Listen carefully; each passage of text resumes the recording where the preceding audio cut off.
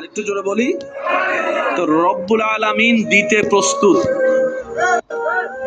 আমাদেরকেও নিতে প্রস্তুত থাকতে।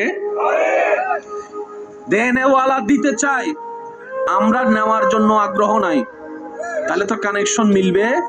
একটু জোরে বলেন, কানেকশন মিলবে? আল্লাহ তাআলা আমাদের সবাইকে বুঝার তৌফিক দান করুন। আল্লাহ আমাদের নবীকে পাঠিয়েছেন সবার শেষে, আমাদের নবীকে পাঠিয়েছেন, কিন্তু নবীর জিকির, নবীর নাম, নবীর আলোচনা করে ফেলেছেন সবার আগে। একটু মহাব্বতের আওয়াজে আজকে একটা কথা মনে রাখবেন, সাধারণ ঘটনা বিবেক বুদ্ধি দিয়ে বোঝা যায়, কিন্তু রবের কুদরত বুঝতে গেলে, রবের কুদরত জানতে গেলে প্রেমের বুঝ লাগবে, আদবের বুঝ লাগবে। সুবহানাল্লাহ। সাধারণ যে কোনো বই আপনি চামড়ার চোখ দিয়ে পড়তে পারবেন, ব্রেনের টর্চ লাইট দিয়ে আপনি সার্চ দিতে পারবেন, জিনিসটা যাচাই করতে পারবেন, কিন্তু কোরআন সুন্নাহ পড়তে গেলে, বুঝতে গেলে অন্তরের ভালোবাসা, ঈমানের চোখ লাগবে। সাধারণ চোখ দিয়ে কোরআন হাদিস আয়ত্ত করা এটা সম্ভবপর? বলেন না সম্ভব? রব্বুল আলামিন আমাদের নবীকে যদিও পাঠালেন শেষে, কিন্তু নাম প্রকাশ করে ফেলেছেন, জিকির প্রকাশ করে ফেলেছেন, আলোচনা করে ফেলেছেন। ওয়াইজ আখাযাল্লাহু মিসাকান নবিয়িন বলে, যখন পৃথিবীতে কেউ আসেনি তারও আগে। আর একটু জোরে বলি, এবার সন্তুষ্টির দিকে তাকিয়ে থাকিও। দুনিয়া উল্টায় যাক, তুফান হয়ে সব লন্ডভন্ড হয়ে যাক, তোমার চোখ, তোমার মন, তোমার নিয়ত, তোমার চিন্তাকে রবের সন্তুষ্টির দিকে তাকিয়ে থাকিও। রব যদি তোমাকে দিয়ে খুশি হয়, তুমি পেয়ে খুশি হও। রব যদি তোমার থেকে নিয়ে খুশি হয়, তুমি দিয়ে খুশি হও, হারিয়ে খুশি হও। কারণ যে বান্দা রবের খুশিতে সন্তুষ্টি মনে, হতাশা ছাড়া খুশি থাকতে পারে, রব্বুল আলামিন ফিদ দুনিয়া হাসনাতাও ওয়া ফিল আখিরাতি হাসনাতার, দুনিয়া আখিরাতের নিয়ামত সে বান্দাকে দান করেন। সুবহানাল্লাহ। যে হা হুতাশ বেশি করে, তার কাছে হারানোর সম্ভাবনা বেশি। যে শুকরিয়া বেশি করে, ধৈর্য ধরে অপেক্ষা বেশি করে, নিয়ামত তার কাছে আসবেই বেশি। এটাই চিরন্তন বাস্তব সত্য। চিৎকার দিয়ে বলেন সুবহানাল্লাহ। সাইকেল চালাতে গেলে পড়তেই হবে, যত পড়বেন তত কোমর আস্তে আস্তে সোজা হবে। কারণ সাইকেল, মোটরসাইকেল চালানোর মেইন শর্তের মধ্যে একটা শর্ত হচ্ছে কোমর কি রাখা, স্থির রাখা, সোজা রাখা। যারা পড়ে যায় তারা দেখবেন কোমর যদি নড়াচড়া করে, ব্যালেন্স নষ্ট হয়ে যায়। যত পড়বেন ব্যথা পাবেন, ধাক্কাটাই পাক্কা হয়ে একদিন দেখবেন আর পিছন থেকে একজনকে ধরা লাগছে না, আপনি নিজেই সাইকেল চালাইতে পারবেন। সাঁতার শিখার আগে পানি খাইতেই, জোরে বলেন, একদম জোর করে খাইতে না চাইলেও এক ফোঁটা হইল পানি খাবেন, সাঁতার শিখবেন। একটু জোরে বলেন না। ধাক্কা খাবেন, ধৈর্য ধরতে পারলে রবের উপর সন্তুষ্টির সাথে পাক্কা হবেনই হবেন। এমন ভাবে আল্লাহ তাআলা আপনাকে পাকা বানাবে, মজবুত বানাবে।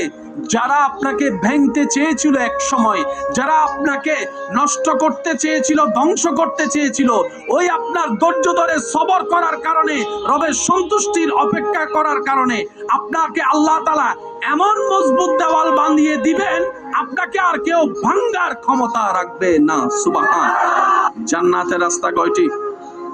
বলেন না ভাইয়া। ইহদিনাস সিরাতাল মুস্তাকিম। জান্নাতের রাস্তা কয়টি? কিন্তু 73 দল বলে 73টি রাস্তা হয়ে গিয়েছে। এবার 73 রাস্তার ভিতরে একটি কোনটা রাস্তা যেটা জান্নাতের দিকে যায়, সেটা আপনাকে, আমাকে, আমাদেরকে নিজ দায়িত্বে খুঁজে বের করতে হবে। দায়িত্ব আমাদের, খুঁজে বের করার দায়িত্ব। এবার নিজের ভুলে, নিজের দোষে যদি আল্লাহ মাফ করুক ভুল পথেও চলে যায়, আফসোস করা ছাড়া দ্বিতীয় কোনো উপায়। এবার বান্দা তো অপারগ, বান্দা তো অসহায়। রব বলে যে তোদেরকে আমি জান্নাত দিতে চাই। বান্দা খুঁজে নেওয়ার দায়িত্ব, সেই পথ তোদের। তবে তোদেরকে আমি আল্লাহ একটু দয়া করে সুযোগ দিচ্ছি, তোরা চাইলে আমি আল্লাহর সাপোর্ট নিতে পারিস। একটু জোরে বলি না। সামান্য 3 রাস্তার মোড়ে গেলে আমরা রাস্তা হারাই ফেলি। সন্দেহ লাগলে জিজ্ঞেস করতে হয়, ভাই গন্তব্যস্থানের রাস্তাটা কোন দিকে? মাত্র 3 রাস্তার মোড়ে, আর এখানে 73 রাস্তার মোড়। জান্নাতে যাবে কয় রাস্তা? বান্দাও পারো। রব বলে যে আমার কাছে সাহায্য চা, আমি সেই সুযোগটা তোদেরকে দিলাম শুধু আমার নবী রাহমাতুল লিল আলামিনের উম্মত হওয়ার কারণে। সুবহানাল্লাহ। রব বলে যে আমার কাছে তোরা সাহায্য চা। আল্লাহ কিভাবে চাইবো? রব বলে যে ইহদিনাস সিরাতাল মুস্তাকিম, আমার কাছে সাহায্য চা। ইহদিনাস সিরাতাল মুস্তাকিম, আমার কাছ থেকেই দেখতে চা। ইহদিনাস সিরাতাল মুস্তাকিম, পথের সন্ধানটা আমি রবের কাছেই চাইতে থাক। সকালে চা, দুপুরে চা, আসরে চা, মাগরিবের মধ্যে চাইবি, এশারের মধ্যে চাইবি, তাহাজ্জুদ নামাজ পড়ে চাইবি, সিজদা করে করে চাইবি। সুবহানাল্লাহ জোরে বলি না। আওয়াবিল নামাজ পড়ে পড়ে চাইবি, কোরআন তেলাওয়াত করে করে চাইবি, ভালো রাস্তায় চলে চলে চাইবি, আমলে সোয়ালে করে করে চাইবি, মানুষের উপকার করে করে চাইবি, মানুষের সাথে সুন্দর ব্যবহার করে করে চাইবি, আল্লাহর ওলিদেরকে শ্রদ্ধা ভালোবাসা করে করে চাইবি, আহলে বাইতের প্রতি মহাব্বত রেখে চাইবি, সাহাবায়ে কেরামের প্রতি মহাব্বত সম্মান রেখে চাইবি, নবীর প্রেমে ফানা হয়ে চাইবি। বান্দা, তুই তোর জায়গা থেকে ঈমানটা নিয়ে নেক আমলের সাথে আমি রবের দরবারে সাহায্য চাইতে চাইতে নেক আমল করতেই থাক, করতেই থাক, করতেই থাক। তোর রাস্তা যদি ভুল পথও চলে যায়, আমি আল্লাহ কুদরতি ব্যবস্থাপনায় তোকে জান্নাতের রাস্তায় এনে বসিয়ে দিব। সুবহানাল্লাহ। তাহলে সুযোগ আছে না নাই? একটু জোরে বলেন, আছে না নাই? এটা কি একজনের জন্য না সবার জন্য? আর একটু জোরে বলি তো, রব্বুল আলামিন দিতে প্রস্তুত, আমাদেরকেও নিতে প্রস্তুত থাকতে। দেনেওয়ালা দিতে চাই, আমরা নেওয়ার জন্য আগ্রহ নাই, তাহলে তো কানেকশন মিলবে। একটু জোরে বলেন, কানেকশন মিলবে। আল্লাহ তাআলা আমাদের সবাইকে বুঝার তৌফিক দান করুন। আল্লাহ আমাদের নবীকে পাঠিয়েছেন সবার শেষে, আমাদের নবীকে পাঠিয়েছেন, কিন্তু নবীর জিকির, নবীর নাম, নবীর আলোচনা করে ফেলেছেন সবার আগে। একটু মহাব্বতের আওয়াজে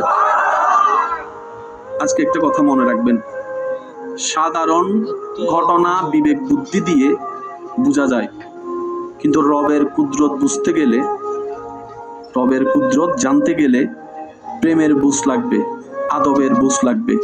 সুবহানাল্লাহ। সাধারণ যে কোনো বই আপনি চামড়ার চোখ দিয়ে পড়তে পারবেন, ব্রেনের টর্চ লাইট দিয়ে আপনি সার্চ দিতে পারবেন, জিনিসটা যাচাই করতে পারবেন, কিন্তু কোরআন সুন্নাহ পড়তে গেলে, বুঝতে গেলে অন্তরের ভালোবাসা, ঈমানের চোখ লাগবে। সাধারণ চোখ দিয়ে কোরআন হাদিস আয়ত্ত করা এটা সম্ভবপর? বলেন না সম্ভব? রব্বুল আলামিন আমাদের নবীকে যদিও পাঠালেন শেষে, কিন্তু নাম প্রকাশ করে ফেলেছেন, জিকির প্রকাশ করে ফেলেছেন, আলোচনা করে ফেলেছেন। ওয়াইজ আখাযাল্লাহু মিসাকান নবিয়িন বলে, যখন পৃথিবীতে কেউ আসেনি তারও আগে। আরেকটু জোরে বলি, সৃষ্টি জগতে মানব জাতি শ্রেষ্ঠ। মানব জাতির ভিতরে যারা শ্রেষ্ঠত্বের আসন রব্বুল আলামিন নিজে থেকেই দান করে দিয়েছেন। ইন্নাল্লাহ আস্তাফা আদামা বলে নবীদের লিস্টি করেছেন, রসুলদের লিস্টি করেছেন। সেই নবী রসুলের র্যাঙ্কের ভিতরে আল্লাহ তাআলা মেহেরবানি করে, মহাব্বত করে, দয়া করে যাকে টপ অফ দ্য টপ রেখেছেন, তিনি আপনার আমার নবী ইমামুল আম্বিয়া রাহমাতুল লিল আলামিন। প্রত্যেকটা নবীকে আল্লাহ মুআজিজা দিয়ে পাঠিয়েছেন। আল্লাহ প্রদত্ত বিশেষ কিছু ঘটনার সাক্ষী হওয়ার জন্য প্রত্যেকটা নবী রাসূলকে বিশেষ বিশেষ কিছু অনুমতি দান করেছেন। যেমন ঈসা আলাইহিস সালাম হাত বুলাই দিলেই রোগ ভালো হয়ে যেত, হয় নাই? আরো জোরে, যার যত শক্তি আছে একবার বলেন সুবহানাল্লাহ। এই আওয়াজটা থাকবে তো ইনশাআল্লাহ। আল্লাহ ঈসা নবীকে একটা দয়া করেছেন, ঈসা তুমি হাত বুলাই দিবা রোগীর উপরে, সুস্থ আমি রব করে দিব। মূসা লাঠি দিয়ে তুমি আঘাত করবা, নহর নদী আমি আল্লাহ প্রবাহিত করে দিব। প্রত্যেকটা নবীর ভিতরে, রাসূলের ভিতরে আল্লাহ প্রদত্ত বিশেষ বিশেষ কিছু অনুমতি ছিল, যেগুলাকে আপনি আমি মুজিজা নামে চিনি। আদম নবীর ভিতরে, নবীর মধ্যে আল্লাহ তাআলা বিশেষ অনুমতি দান করেছেন। মূসা নবীও বাদ পড়েনি, ঈসা নবীও মাহরুম হয়নি, ইব্রাহিম নবীও বাদ পড়েনি, ইসমাইল নবী তার সাক্ষী হয়ে আছে, দাউদ আলাইহিস সালাম তার জ্বলন্ত প্রমাণ হয়ে আছে, সুবহানাল্লাহ। হযরত ইউনূস নবী তার জ্বলন্ত সাক্ষী হয়ে আছে।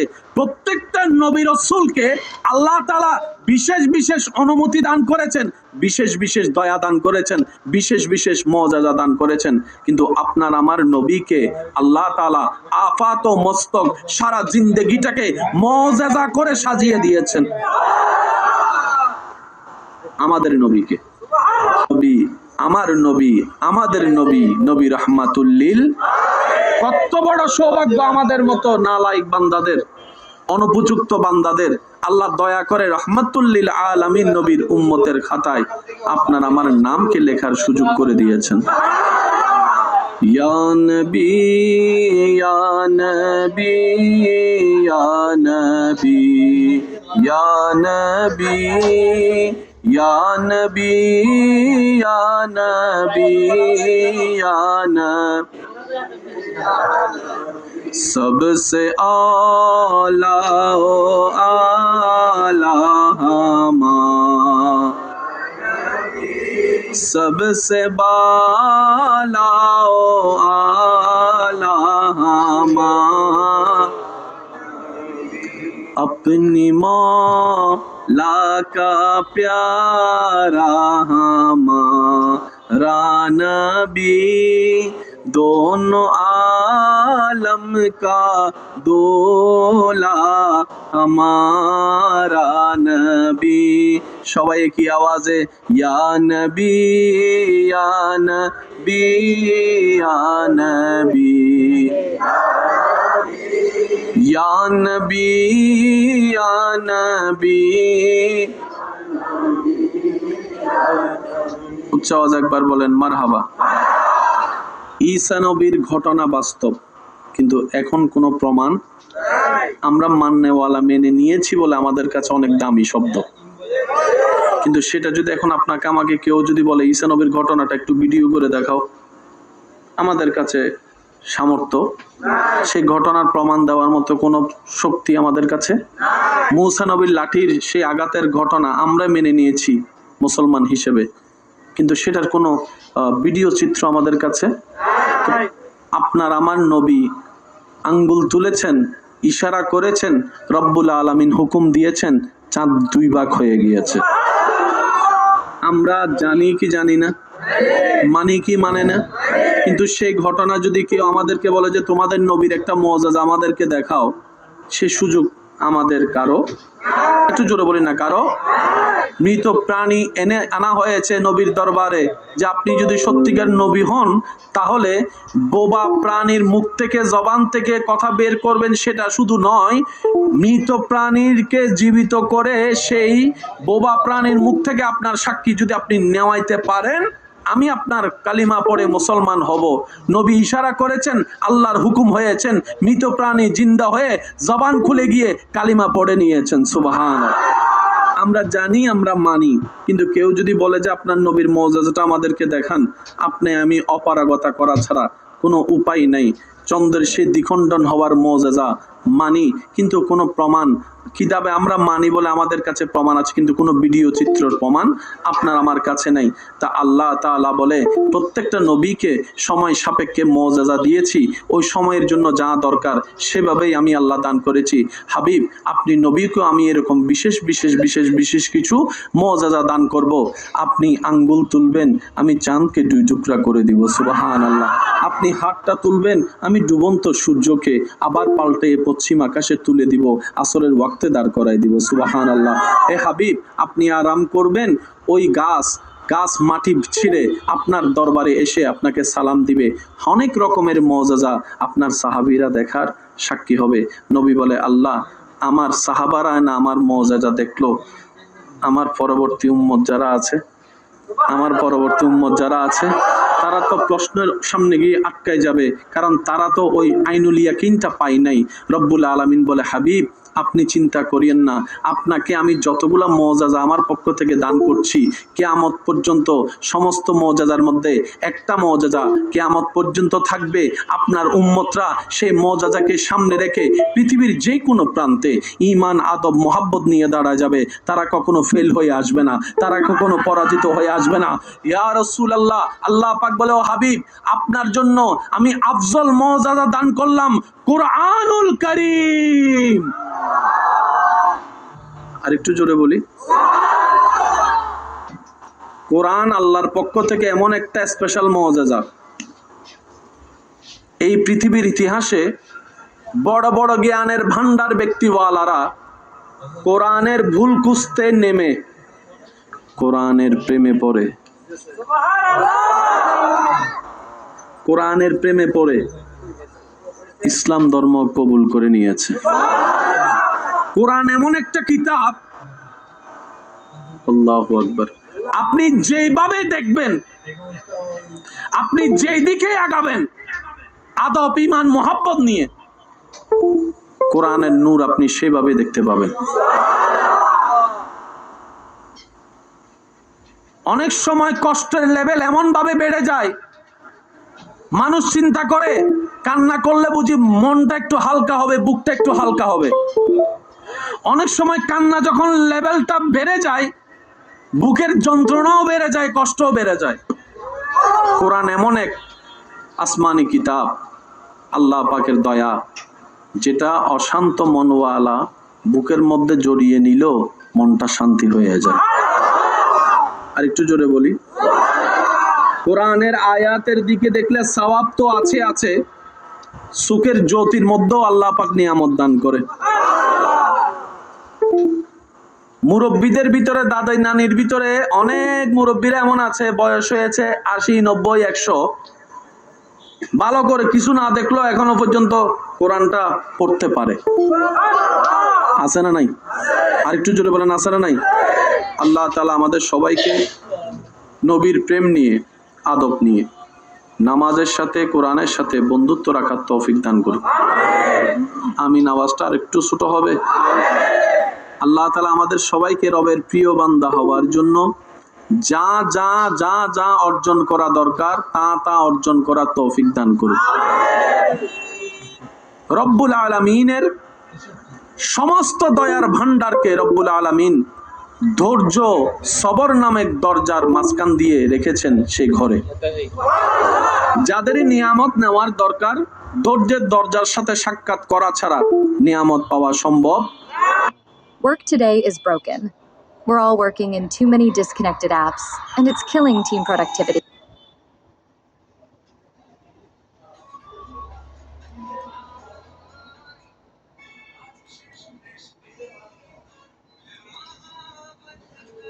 জন্য ইসলামের মেইন আদেশের ভিতর একটা আদেশ হচ্ছে, দুনিয়া উল্টায় যাক, তুফান হয়ে সব লন্ডভন্ড হয়ে যাক, তোমার চোখ, তোমার মন, তোমার নিয়ত, তোমার চিন্তাকে রবের সন্তুষ্টির দিকে তাকিয়ে থাকিও। রব যদি তোমাকে দিয়ে খুশি হয়, তুমি পেয়ে খুশি হও। রব যদি তোমার থেকে নিয়ে খুশি হয়, তুমি দিয়ে খুশি হও, হারিয়ে খুশি হও। কারণ যে বান্দা রবের খুশিতে সন্তুষ্টি মনে, হতাশা ছাড়া খুশি থাকতে পারে, রব্বুল আলামিন ফিদ দুনিয়া হাসনাতাও ওয়া ফিল আখিরাতি হাসনাতার, দুনিয়া আখিরাতের নিয়ামত সে বান্দাকে দান করেন। সুবহানাল্লাহ। যে হা হুতাশ বেশি করে তার কাছে হারানোর সম্ভাবনা বেশি। যে শুকরিয়া বেশি করে, ধৈর্য ধরে অপেক্ষা বেশি করে, নিয়ামত তার কাছে আসবেই বেশি। এটাই চিরন্তন বাস্তব সত্য। চিৎকার দিয়ে বলেন সুবহানাল্লাহ। সাইকেল চালাতে গেলে পড়তেই হবে, যত পড়বেন তত কোমর আস্তে আস্তে সোজা হবে। কারণ সাইকেল, মোটরসাইকেল চালানোর মেইন শর্তের মধ্যে একটা শর্ত হচ্ছে কোমর কি রাখা, স্থির রাখা, সোজা রাখা। যারা পড়ে যায় তারা দেখবেন কোমর যদি নড়াচড়া করে ব্যালেন্স নষ্ট হয়ে যায়। যত পড়বেন ব্যথা পাবেন, ধাক্কাটাই পাক্কা হয়ে একদিন দেখবেন আর পিছন থেকে একজনকে ধরা লাগছে না, আপনি নিজেই সাইকেল চালাইতে পারবেন। সাঁতার শিকার আগে পানি খাইতেই জোরে বলেন। একদম জোর করে খাইতে না চাইলো এক ফোঁটা হইলো। পানি খাবেন, সাঁতার শিখবেন। একটু জোরে বলেন না। ধাক্কা খাবেন, ধৈর্য ধরতে পারলে রবের উপর সন্তুষ্টির সাথে পাক্কা হবেনই হবেন। এমন ভাবে আল্লাহ তাআলা আপনাকে পাকা বানাবে, মজবুত বানাবে।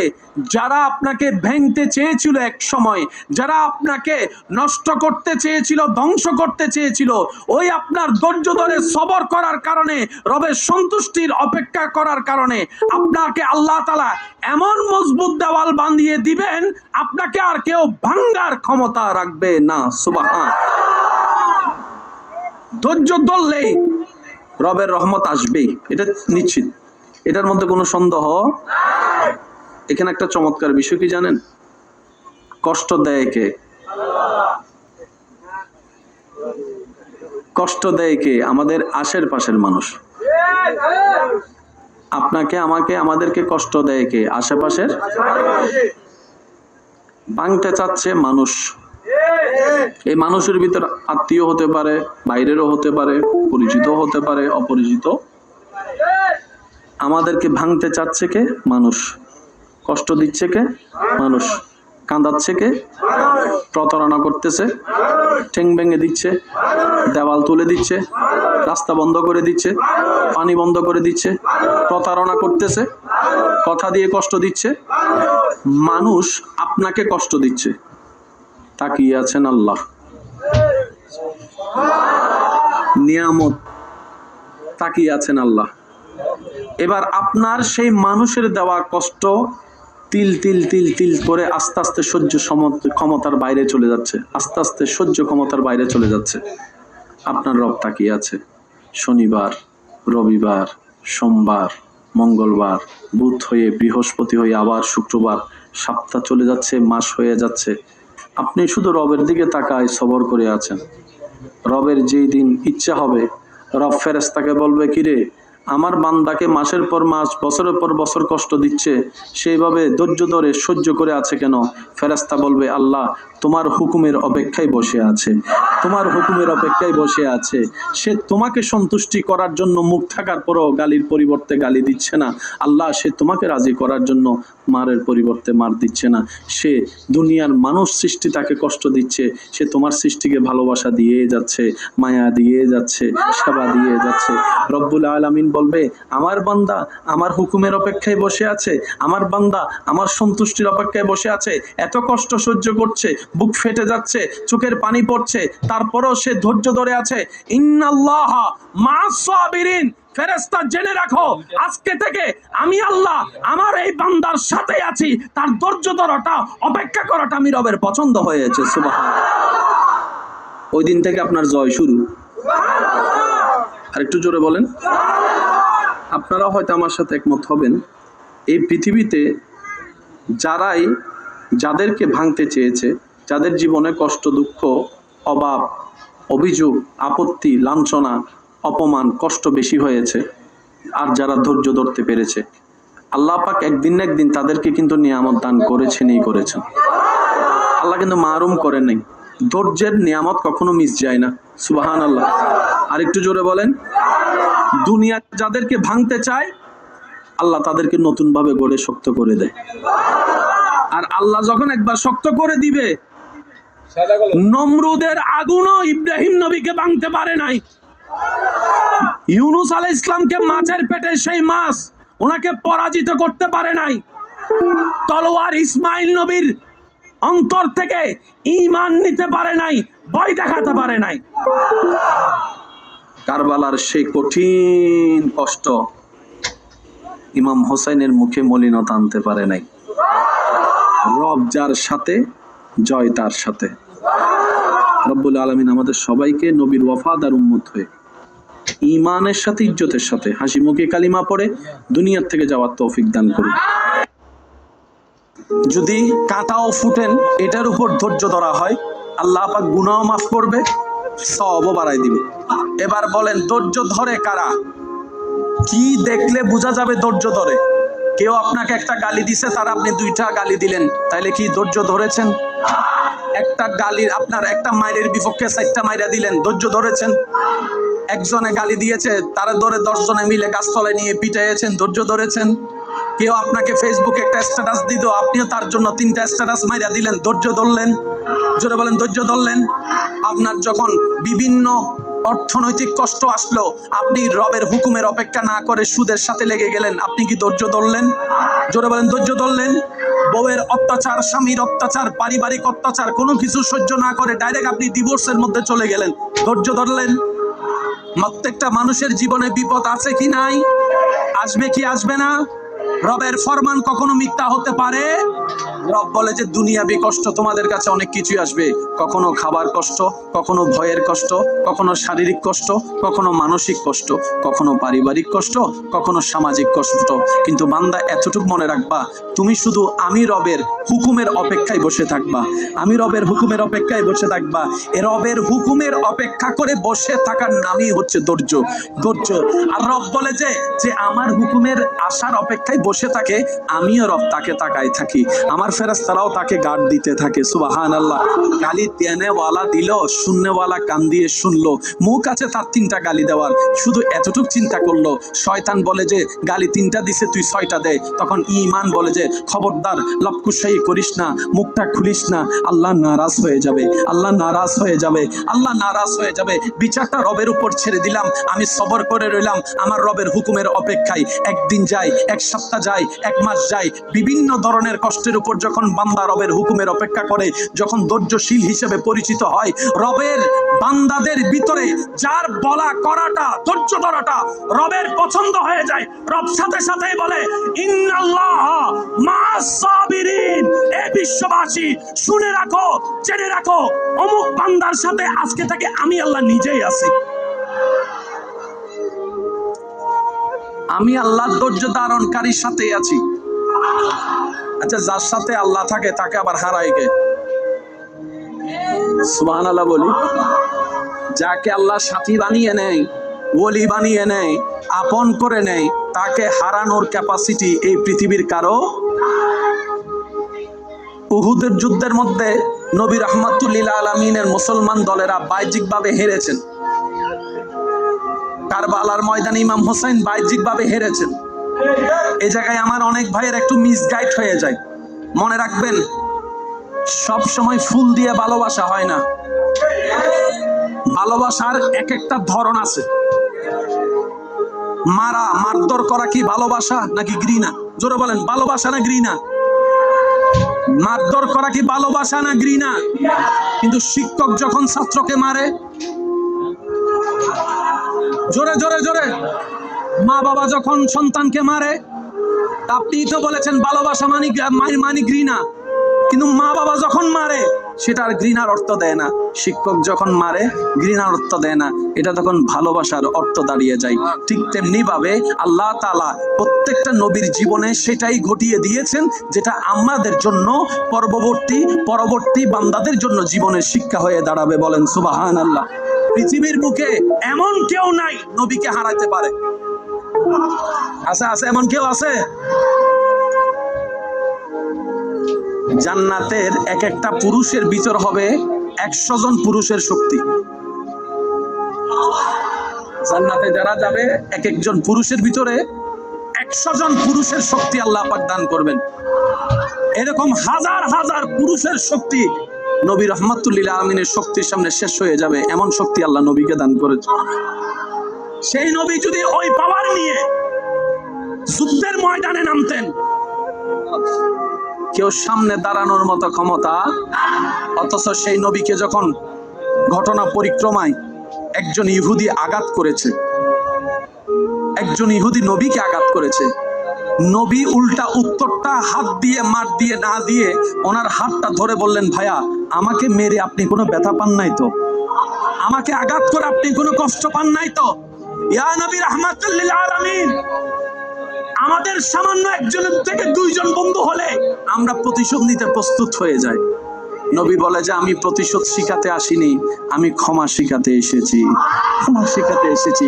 পৃথিবীতে শান্তি কিভাবে আনতে হয়, প্রতিষ্ঠা করতে হয়, বই পুস্তকে সমাজ বিজ্ঞান পড়ে সমাজ পাল্টাতে পারবা না, অর্থ বিজ্ঞান পড়ে অর্থনীতি পরে অর্থ পাল্টাতে পারবে না, কিন্তু নবীর সিস্টেমটাকে আল্লাহ এমন ভাবে উসওয়াতুন হাসানা দিয়ে সাজিয়ে দিয়েছেন, পৃথিবীর প্রত্যেকটা সেক্টরে নবীর সুন্নত আমল করলে জয় যোগান আসবে, অন্ধকারে বাতি জ্বলবেই জ্বলবে।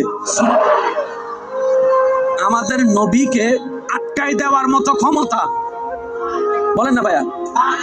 আচ্ছা, অপারেশন জগতে সবচাইতে খতরনাক অপারেশন হচ্ছে ওপেন হার্ট সার্জারি, আর একটা হচ্ছে ব্রেইনের অপারেশন। দুইটা অপারেশনকে সবচাইতে মেজর বলা হয়। সেজন্য এই সমস্ত অপারেশন করার আগে আরেকখানা জোরে হন ন ভাই, আরেকখানা জোরে কি সাইন, যদি আমার অপারেশন করার দরুন আপনার রোগী মারা যায়, আমার নামে মামলা দিতে, অথচ আপনার আমার নবীর সিনা সাক হয়েছেন, ওপেন হার্ট সার্জারি হয়েছেন। আর একটু আস্তে বলা যাবে?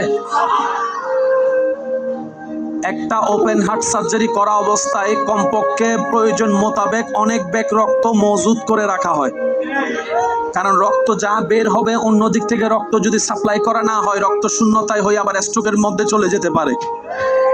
মানুষটা জিন্দা, ওপেন হার্ট সার্জারি করা কোয়াইট ইম্পসিবল সচেতন আপনার সজাগ অবস্থায়, কিন্তু নবী রাহমাতুল্লিল আলামিনকে ওপেন হার্ট সার্জারি করা হয়েছে। নবী সচক্ষে তাকিয়ে আছেন, নবী দেখতেই আছেন, নবী তাকিয়ে আছেন, নবী দেখতেই আছেন। জগৎ অবাক হয়ে বলে, যখন এই ওপেন হার্ট সার্জারি হচ্ছে তখন পৃথিবীর কোনো বিজ্ঞান, কোনো পড়ালেখা, কোনো মানুষ ওপেন হার্ট সার্জারি করা তো দূরের কথা, নামটাও পর্যন্ত শুনেনি, নামটাও পর্যন্ত শুনেনি। আল্লাহ তাআলা সেটা অনেক আগেই নবীকে দেখাই দিয়েছেন। ভিতর থেকে যা বের করার করলেন, জমজমের পানি দিয়ে ধুইলেন, জমজমের পানি দিয়ে জান্নাতি প্লেটে রাখলেন, ধোয়ার পরে সে জমজমের পানিগুলো আবার জমজমে ফেলে দিলেন। আর একটু জোরে বলি, তখন থেকে দাঁড়িয়ে জমজম, সুবহানাল্লাহ, মনে করা জমজমের পানি খাওয়ার পর একটা দোয়া পড়ে। এই দোয়াটাকে যদি আপনি একটু অ্যানালাইসিস করেন, ওপেন হার্ট সার্জারির সমস্ত বৃত্তান্ত আপনার চোখের সামনে চলে আসবে। কথা ওই জায়গায় ছিল, রবের প্রত্যেকটা কাজে কোনো না কোনো হিকমত, কোনো না কোনো কারণ। শুধু তা নয়, আপনি যে রাস্তা দিয়ে হেঁটে যাওয়ার সময় পা মস্কায় গিয়েছেন না, একটা হাঁটার সময় হঠাৎ পা মস্কায় গেছে, ও মারে, মনে রাখবেন ধৈর্য ধরতে পারলে এটা তো আপনার কল্যাণ আছে। রবের বান্দা নবী রাহমাতুল্লিল আলামিনের উম্মত কখনো লস প্রজেক্টে থাকে না। সিদ্দিক আকবরের ঘটনা আপনার আমার সবাই জানা। কাহিনী বশত সবাই যখন সবকিছু আনছেন, সিদ্দিক আকবরকে যখন আনতে বলেছেন, ঘরে কিছু নাই আনার মতো, শেষ পর্যন্ত নিয়ে আসলেন কি? বলেন না ভাই, আর একটু জোরে বলেন। উনি চাই আনার মতো সিদ্দিক আকবর না তো, সুবহানাল্লাহ বলে না। উনি মক্কার ইতিহাসে বড় টপ লেভেলের একজন বড় ব্যবসায়ী। আর একটু জোরে, ধনে ধন, টাকায় টাকা সিদ্দিক আকবর। আজকে কেন উনি ছাই আনলেন? বলে যে আমার যত ব্যবসা ছিল আল্লাহ এবং রসুলের জন্য মক্কায় ছেড়ে মদিনায় হিজরত করে ফেলেছি, সুবহানাল্লাহ। আমার সমস্ত দোকান ওখানে ফেলে আমি মদিনায় চলে এসেছি আল্লাহ এবং রসুলের জন্য। আমার সমস্ত টাকা ব্যাংক ব্যালেন্স আমি ওখানের সিদ্দিক বড় কোটিপতি, মদিনার সিদ্দিক বড় গরিব হয়ে আছেন। এইটাই তো সচক্ষে বাস্তব চোখে দেখা যায়। কিন্তু সবাই দেনেওয়ালা দিল, সিদ্দিক আকবর আনতে আনতে ঘরে ছাইটা পর্যন্ত নিয়ে আসলো। রব বলে যে আমার সিদ্দিক যা দিয়েছে এটার বরাবর আর কারোটা হবেই না। ছাইয়ের দামও কত হয়ে গেছে দেখেন। কেন হলো? শুধু দিল থেকে দেওয়ার কারণে। সুবহানাল্লাহ জোরে বলি। সেজন্য ইসলাম হচ্ছে সবচাইতে সহজ ভাইয়া। দিল থেকে যদি একও দিতে পারেন, সেটা অন্যের কোটি টাকার চাইতেও বেশি প্রফিটেবল এবং দামি হয়ে যাবে আপনার আমলনামায়। সুবহান আল্লাহ পাক আমাদের সবাইকে সেই নবী রাহমাতুল্লিল আলামিনের শান মান ইজ্জতের ওয়াফাদার হয়ে ওয়াফাদার উম্মত বনে বেঁচে থেকে হাসরের ময়দানে নবীর ওয়াফাদার উম্মত হয়ে ওঠার তৌফিক দান করুক আমিন। ইমানদার ভাইরা একটু মনোযোগ দিবেন, যদি কাঁটাও ফুটেন এটার উপর ধৈর্য ধরা হয়, আল্লাহ পাক গুনাহ মাফ করবে, সওয়াবও বাড়ায় দিবে। এক। দ্বিতীয় নম্বর আরেকটা কথা মনে রাখবেন, অনেক সময় বান্দার কিছু কাজ আল্লাহর যদি পছন্দ হয়ে যায়, আল্লাহ তখন ওনার তকদিরের মধ্যে কিছু নিয়ামত দিয়ে পরিপূর্ণ করে একটু পরিবর্তন করে দেয়। অর্থাৎ বড় বিপদকে ছোট বিপদ দিয়ে। অনেক সময় জানেন, আমাদের চট্টগ্রামের ভাষায় একটা কথা আছে, জানর বিপদ মাল দিঘি। শুনছ অন্য না তো হইন্য পারি মাল্লা উনি লেখে না মাতি হইন বাজি জানর বলা মালত গিয়ে। অর্থাৎ আপনার জানের আপনার পরিবারের উপরে যাওয়া বড় একটা ট্র্যাজেডি। আল্লাহ তাআলা হয়তো আপনার মোবাইল হারাই উড়ে দিয়েছেন, আপনার একটা জিনিস লস করে এটার উপর দিয়ে আল্লাহ পাক কভার দিয়ে দিয়েছেন। মনে রাখবেন, সেজন্য রব্বুল আলামিন বলেছেন লা তাকনাতু মির রাহমাতিল্লাহ। যদি কাশ আমরা আয়াতটা উপলব্ধি করতে পারতাম, রব আমাদেরকে কি বুঝাতে চেয়েছেন। লা তাকনাতু, কখনোই নিরাশ হইও না। একটা হচ্ছে নিরাশ হইও না, আরেকটা হচ্ছে কখনোই নিরাশ হইও না। মির রাহমাতিল্লাহ, আমি আল্লাহর রহমত থেকে। সুবহানাল্লাহ। আল্লাহ তুমি রহমতের কথা কেন বললা? ইমানদার ভাইয়েরা একটু মনোযোগ দিবেন। আল্লাহ পাক বলে, তোর সকালে সূর্য দেখাটা আমি রবের রহমত। আমি আস্তে আস্তে বলবো, আপনারা জোরে জোরে বলবেন সুবহানাল্লাহ। বান্দা তোর চোখ খোলাটা আমি রবের রহমত, তোর হেঁটে যাওয়াটা আমি রবের রহমত, তুই যে প্রস্রাব করিস সেটাও আমি রবের রহমত, তুই বান্দার নাস্তা খাওয়া, ডুব গিলা, পেটে যাওয়া, হজম হওয়া আমি রবের রহমত। বান্দারে তোর জীবনের 24টা ঘন্টার প্রত্যেকটা সেকেন্ড আমি রবের রহমতের সাথে সম্পৃক্ত। রব বলে লা তাকনাতু মির রাহমাতিল্লাহ, আমার রহমত থেকে নিরাশ হইস না। মানি বান্দা তুই আমাকে ডাকতে স্মরণ করতে ভুলে গেলেও 24 ঘন্টার প্রতি সেকেন্ডে আমি আল্লাহ তোর খেয়াল রাখতে ভুলবো না, খেয়াল রাখতে ভুলবো না, তোর নজর তোর দিকে রাখতে আমি আল্লাহ ভুলবো না। কারণ তোরা সম্পর্ক আমি রবের সাথে এইভাবে হয়েছে মজবুত। গুনেহগারম সিয়াকারম ওয়ালাকিন বাদাস্তাম হাসতে দামানে মুহাম্মদ। মুসার উম্মত আমার বান্দা ছিল, কিন্তু আমি তাদেরকে এত সুযোগ দিই নাই। তোদেরকে এত মায়া করি, এক নাম্বার কারণ তোদেরকে আমি মায়া করে বানিয়েছি। এটা হচ্ছে আরেকটা কারণ, তোরা আমার হাবিবুল্লাহর উম্মত, রহমাতুল্লিল আলামিন নবীর উম্মত। যেই নবীর আসা যাওয়া জীবনের প্রতিটা ক্ষণ ছিল মুখে শুধু একটাই কথা, রব্বি হাবলি উম্মতি, রব্বি হাবলি উম্মতি, রব্বি হাবলি উম্মতি। সারাক্ষণ প্রতিটা ক্ষণ শুধু তোদের নবী তোদের কথা বলেছেন। যখনই চেয়েছেন তোদের জন্য চেয়েছেন, যখনই মাপ চেয়েছেন তোদের জন্য মাপ চেয়েছেন। হাসরও কান্না করবে তোদের কথা বলে বলে। সুবহানাল্লাহ। আর আমি আল্লাহ সেই নবীকে ওয়াদা করেছি, ওয়ালা সাউফা ইউতিকা রাব্বুকা ফাতারদা। আমি আল্লাহ ওয়াদা করেছি, ওয়ালাল আখিরাতু খায়রুল লাকা মিনাল উলা। সুতরাং আমি আল্লাহ তোদের নবীর মুখে হাসি ফুটাবো। আর আমি আল্লাহ ভালো করে জানি, উম্মতের মুখে হাসি ফুটলেই নবী মুস্তাফার মুখে হাসি ফুটবে। সুবহান। কত শানওয়ালা নবীর উম্মত হিসেবে আপনার আমার নসিব হয়েছে। রব্বি হাবলি, জোরে বলেন রব্বি হাবলি। এই হাই হাই, কত চমৎকার কথা বলেছেন। রব্বি, ও আমার আল্লাহ, হাবলি, আমাকে হেবা করে দাও। সুবহানাল্লাহ বলি। উম্মতি, আল্লাহ এক কথায় আমার উম্মত আমাকে দিয়ে দাও। নবী বলছেন হাসরের ময়দানে বলবেন, আল্লাহ আমার উম্মত, জোরে জোরে জোরে আমার উম্মত। আল্লাহ পাক বলবে, হাবিব আপনার উম্মত গুলো তো আমার বান্দাও। আশেক যারা আছেন তারা একটু মনোযোগ দিয়ে শুনবেন, কারণ সব কথা সবার জন্য হয় না, কিছু দিলওয়ালাদের জন্য তো কথা থাকে। কি বলেন ঠিক কি না? আল্লাহ পাক বলে, হাবিব যারা আপনার উম্মত তারা আমার বান্দাও তো।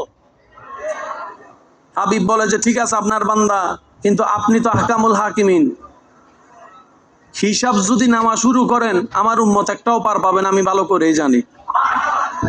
আমি সিদ্দিককে নিয়ে ভাবি না, ফারুক ওসমান আলীকে নিয়ে ভাবি না, হাসান ও হোসেন ফাতেমাকে নিয়ে আমার ভাবনা নাই।